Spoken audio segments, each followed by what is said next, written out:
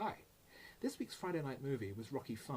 I've been watching the whole Rocky series over the last couple of months in preparation for Creed 2 coming out later in the year. I saw the first film many years ago, and Rocky Balboa and the first Creed when they were released, so this is the last of the sequels that I hadn't seen before. Up to this point, Rocky has gone through his various challenges. He's fought Russia and won, because of course he would. And now he gets back to America. He finds out that he has brain damage, so he can't ever fight again, and also that his accountant has swindled him out of all his money, so that he and his family have to go back to living in Hell's Kitchen or somewhere horrible underneath the railway line, and his wife has to go back and work in the tropical fish shop, whilst he has inherited the boxing gym and tries to train new contenders. He's approached by a new young fighter called Tommy Gunn, because it's a movie and somebody decided that was a good idea for a name, and he wants to be trained by Rocky, and eventually he takes him on. He makes him successful, but in the press he's regarded as Rocky's puppet, as Rocky wants to live vicariously through his protege's success.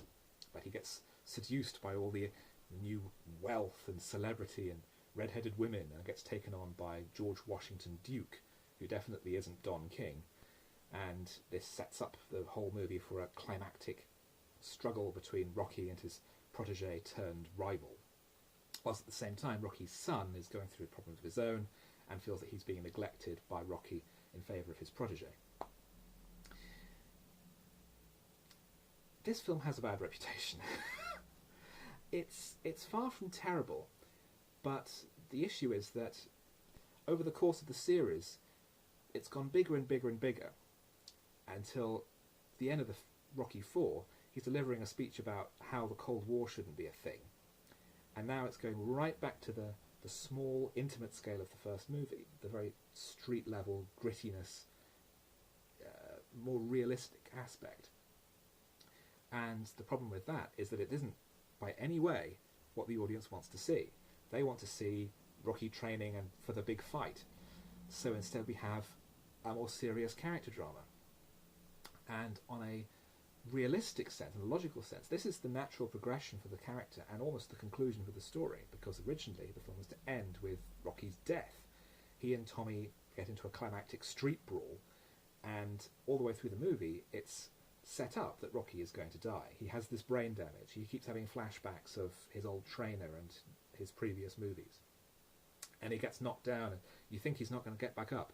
But then he does, and then he fights him and he wins. And then the movie ends. And it's not really satisfying. It's trying to go back to the grittiness of the original, but it doesn't really work. And it's not delivering the impact of the big blockbuster style of the last movie, and to an extent Rocky 3. So that doesn't work. John G. Avildsen comes back to direct, having been absent since the first movie, with Stallone having done all the sequels. And he seems to have forgotten how the first film looked, because it feels much more of a movie. It doesn't have that documentary style realistic tone that the first film did. As a result, again, it falls between two stools. It's trying to be a movie, but it's also trying to be this sort of documentary realism, and you've got two things pulling in different directions, and as a result, it doesn't really work. It's not terrible. The acting isn't what it could be, but that's because it's probably teacher? It's probably easier to teach an actor to box than it is to teach a boxer to act, and that's a lesson they learned when they made Creed, and they taught Michael B. Jordan? I should get that the right way round. They taught him to box. Here you have Tommy Morrison, not an actor, and it shows. But it's far from terrible. It won a lot of anti-awards, but as a conclusion to the Rocky saga for the next 16 years, it's not that bad.